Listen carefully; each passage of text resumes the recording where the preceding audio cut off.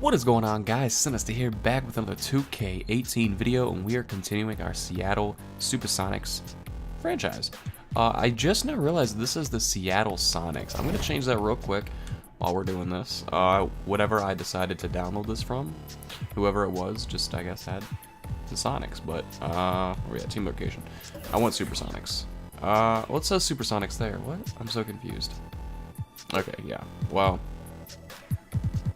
I guess we could just be the Sonics, but we want to be the SuperSonics. I don't know why they just have the Sonics there, but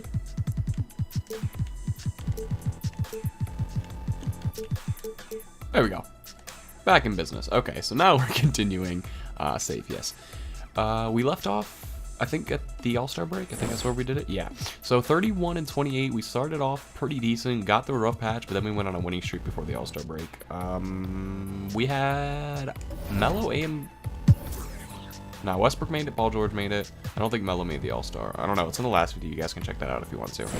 Let's just go ahead and continue. We'll go through the All-Star break. Let me look at contracts real quick. See if I can extend any. I don't know if...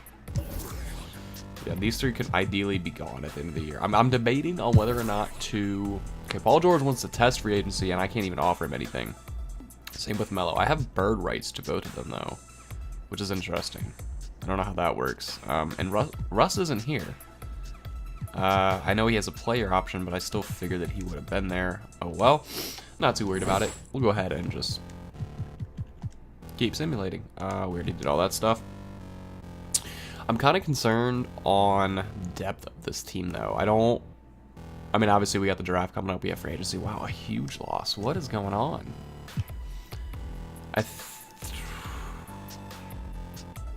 Westbrook put up a double-double. We're just shooting really bad in our losses. Like 30 of 85 and 6 of 30 is terrible.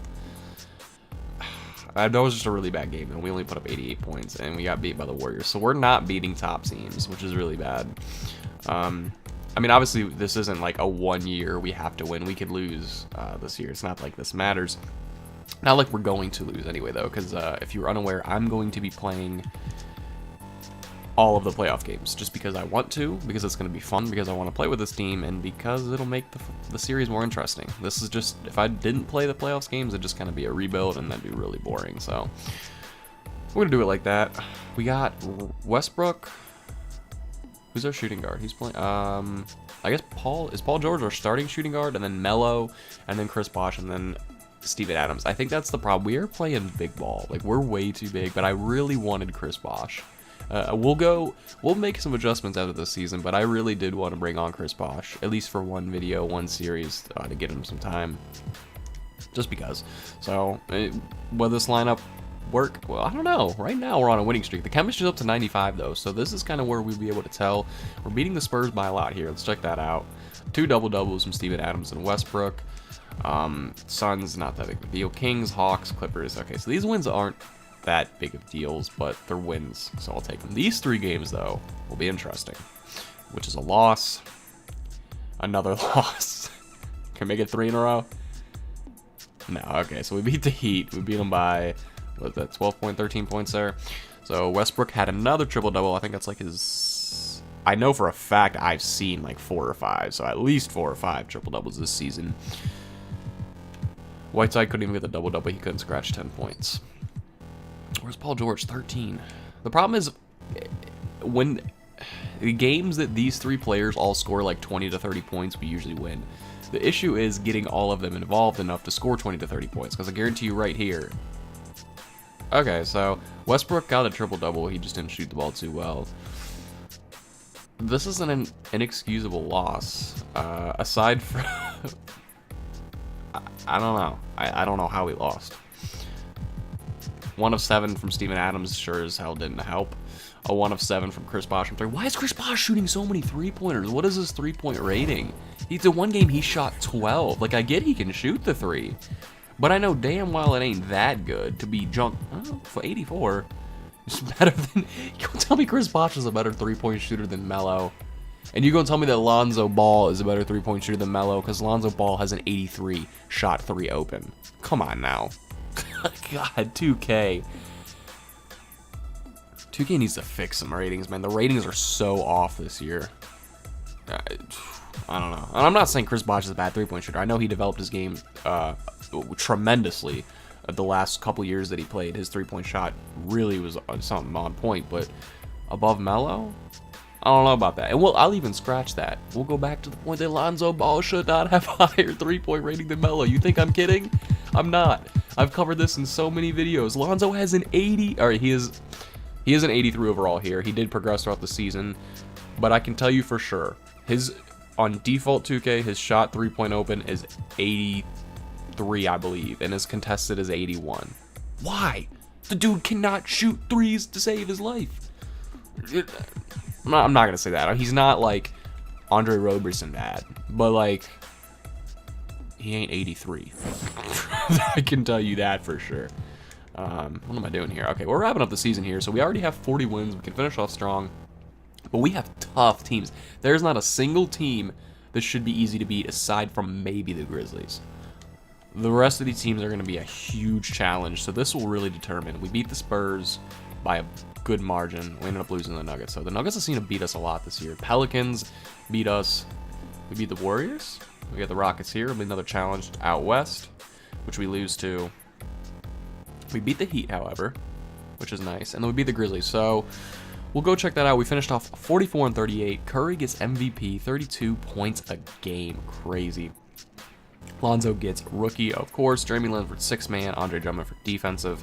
McCollum gets its most improved. McCollum averaged 29 points, almost 7 assists a game. Mike D'Antoni gets the coach of the year. Let's see if we made any of the all teams. We got Russ Westbrook getting first team all team, or all NBA first team, I should say. And that's probably it for the first teams. Jokic got all NBA third team, which is nice. We got defensive first team with Russ. I don't think we had any rookies at all. No. So, pretty interesting. I want to look back at these last couple games and see how those went. 126 to 107 against the Grizzlies. That's the game I was pretty confident in. 38, 13, and 8 for Russ. He did have 4 turnovers, though. A double-double for Melo. This Heat game was a blowout. Blowout. Melo had 32 and 11. Double-double for Westbrook with 29 and 10. Our rebounding rates are always absurd. Like, absurd. So we got out-rebounded. No, we did out-rebound him there. Triple-double for Westbrook, so I want to see if Russ averaged the triple-double. Although I feel like if he did, he would have won the MVP. Let's actually look at... I can't look at the award races because that's over, but I can do this. I think we already did All-Stars, but just to check. Russ, Paul George, no Melo. So Melo didn't make the All-Star team. Let's look at stats now and kind of see what we did for the season and what we need to focus on. So... What? Oh, it's playoff statistics. That would be why. All right. Russ Westbrook averaged 26 points, 11 rebounds, and 9 assists. So his assists went down a little bit, but he had 11 rebounds. Almost 2 steals, which is nice. Paul George averaged 21, 6, 3, 1.5. Not bad. Let's see if they remained almost identical. 21 and 20. The offensive rebounds was identical. Pretty close on the defensive rebounds and the assists, and then the defensive side is where Paul George comes into play.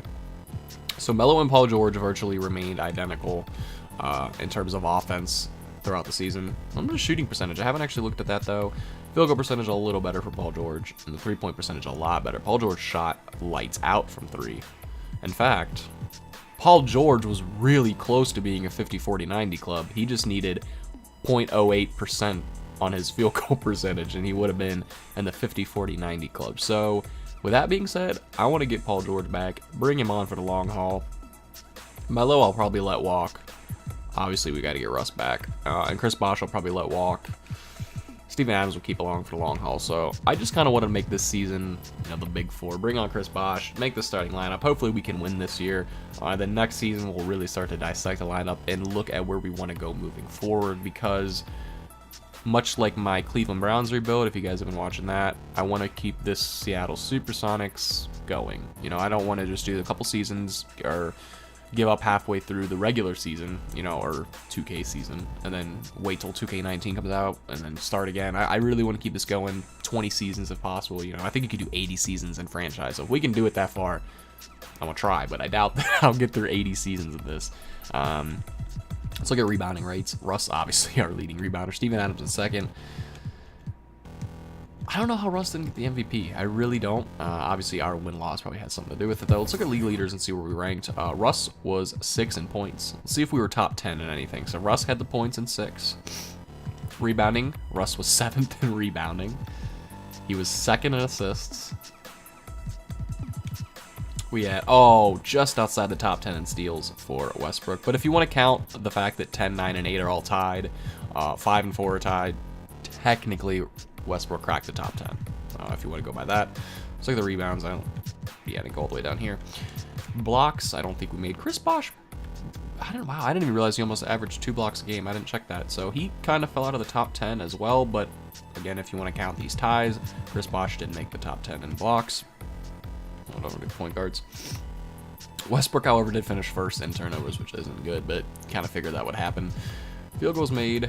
Let's look at percentage, though. Let's look, DeAndre, of course, always up there. I think, fun fact, if you didn't know it, he was, and I'm about 99% sure he still is, DeAndre Jordan is the NBA history leader, like, everybody in history, in field goal percentage. Now, when you really think about it, that's not hard.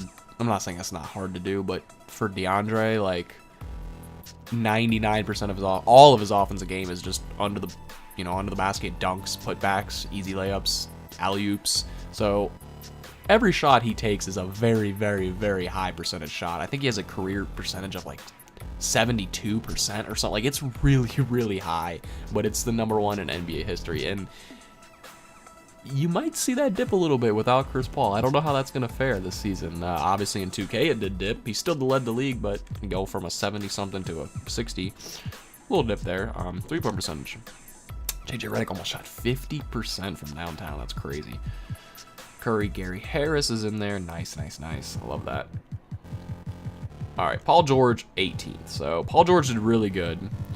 And then Breens didn't play at all. Breens shot 3.5 threes a game, though. I didn't know that. I didn't even really know he was getting any playing. Oh, yeah, he was our backup guard. So we did pretty good in terms of stats for the season. We finished off with how many wins? 44 and 38. That was good enough for 6th in the West, though. This West was just, man. Let's go look at everybody's record and see how that played out. And then we might end the video because I don't want to start a game. I think I might make a game each episode.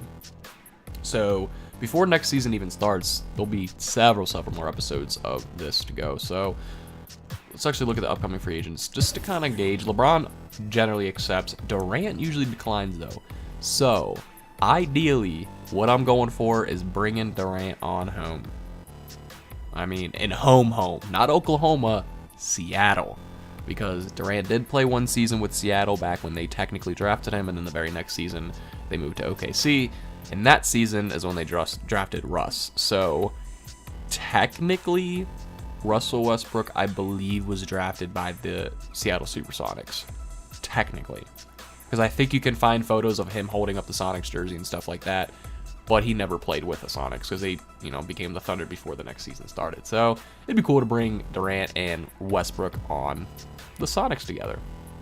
Definitely going to try that. And if we can somehow pull it off to have Westbrook, Durant, and Paul George, we're going for it. So Boogie would be a nice addition to have. Worst case scenario, we could get a Westbrook and Boogie combo or a Westbrook Paul George Boogie combo. IT is also going to be a free agent. D Wade will be a free agent too, and he will probably accept about $10 million. I think that's usually what he goes for, so we can bring on some veteran leadership there, beef up the 2 position, and then we could really have Westbrook, D Wade, and Paul George if we wanted. Bring on some more defensive. So we have a lot of options this offseason. Obviously, money's going to come into play. Maybe we can bring back Chris Bosh for a lesser deal. We'll have to see. Everything's going to play out accordingly. But for right now, what was I going to do? Oh, the standings. We didn't do that yet. I think it was the first thing I was going to do, and that ended up being one of the last things. So the Warriors and the Rockets, 1 game off, 62 and 20 and 61 and 21. Really close there. And then not even close for 3rd place was the Clippers. The Clippers got 3rd with 49 and 33. Spurs with 4th, and then 5th with the Trailblazers. We got 6th. Timberwolves got 7th, and Pelicans got 8th. So This obviously isn't going to happen in real life. I think the days, I think who said this? It might have been Stephen A, and it's completely true. The days of getting 43, 42, 40 wins and getting the A seed in the West, no, that's over. You almost need 50 plus wins to make the playoffs in the West for the next 5 years, and it's just going to be ridiculous. So, worst team in the West was the Lakers, 28-54, and the East, the Brooklyn Nets, 26-56, which means all the way up here, Cleveland Cavaliers, as of right now, have the first pick in the draft going into this season. Not real life, this rebuild terms. So, obviously, depending on how the lottery goes, the Hornets got the second seed. They got 50 wins. Toronto, Milwaukee, Boston, Philly, Washington. Man, this East is horrendous. Keep in mind, D-Wade is not on the Cavs in this. I started this, I think, literally a day or two before D-Wade ended up going to the Cavs. So, not quite as realistic as this could have been, but everything, I mean, this is 2K, nothing's ever realistic. Just go watch any of my rebuilds and watch me rebuild the Sixers in 2 seasons. This is 2K, it's just not going to be realistic, but let's go back to the playoffs now. So yeah, we got the Clippers up first. I don't think it's going to be tough. Well, obviously, I don't think the Clippers made any moves. We'll check them out and see if they did, but they should be the team they have now, considering they made a lot of offseason moves. Well, not a lot, but the moves they did made shook up the team big time. Yeah, okay, so the exact same team, aside from, I don't think they had DeAndre Liggins, but I could be mistaken. So we're going to have a lineup of probably Patrick Beverley, Austin Rivers, Danilo Gallinari, Blake Griffin, and DeAndre Jordan. Off the bench, though, this is going to be our challenge because we don't really have any bench players, and they have a bench.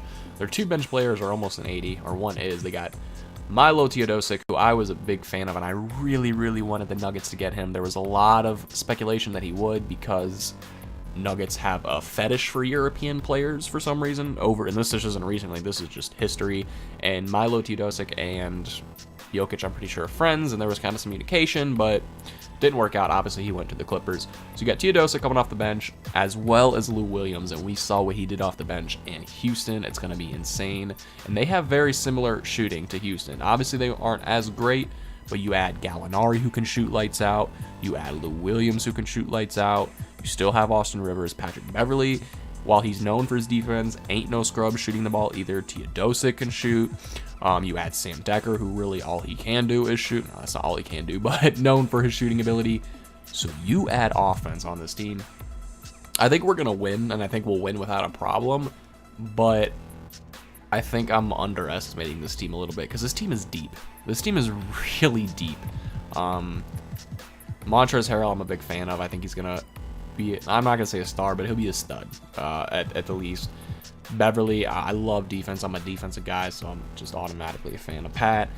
I already told you I like Teodosic. This is just a deep team and can shoot, and they can obviously dominate the paint with this front court. So it'll be interesting to see. I'm excited, but obviously we got the team. Let's check out our team real quick. I don't know where our overalls progressed. I think Paul George might have been up 1. Steven Adams did go up, though. I think he was at an 82 or an 83 at the start of this, so he's went up a good bit. Roberson's gone up. I did switch him from shooting guard to small forward, though, but he did go up in addition to that. And the rest of our roster did go up a little bit, too. You see this is kind of where it cuts off, but Terrence Ferguson is young. Obviously, he can progress. He's not going to be getting playing time now. So we got a starting lineup of Westbrook with a 96, Paul George with a 92, Melo with an 86, Bosch with an 84, and Steven Adams with an 84. Off the bench is Roberson, Patterson. We don't have any offense off the bench. That's what we need. Patterson can shoot okay. I mean, he's not like the greatest shooter. And Roberson can't shoot to save his life. So off the bench, aside from Breen's, is going to be interesting. But I think we can do it. It's not like we're going to be rotating a lot. These 3 here are going to be getting a bulk of the minutes. So I'm excited going into this, guys. If you enjoyed this episode, I know it was a slower one. We didn't really do a whole lot. It was just the second part of the season. Next episode will be Game 1 of the playoffs. Be sure to drop a like and subscribe if you want to keep up with this series. And episode 3 should be out, like, already. By the time you're watching the end of this video, you should be able to watch the next one. So go check out Game 1 of the playoffs. And until next time, peace.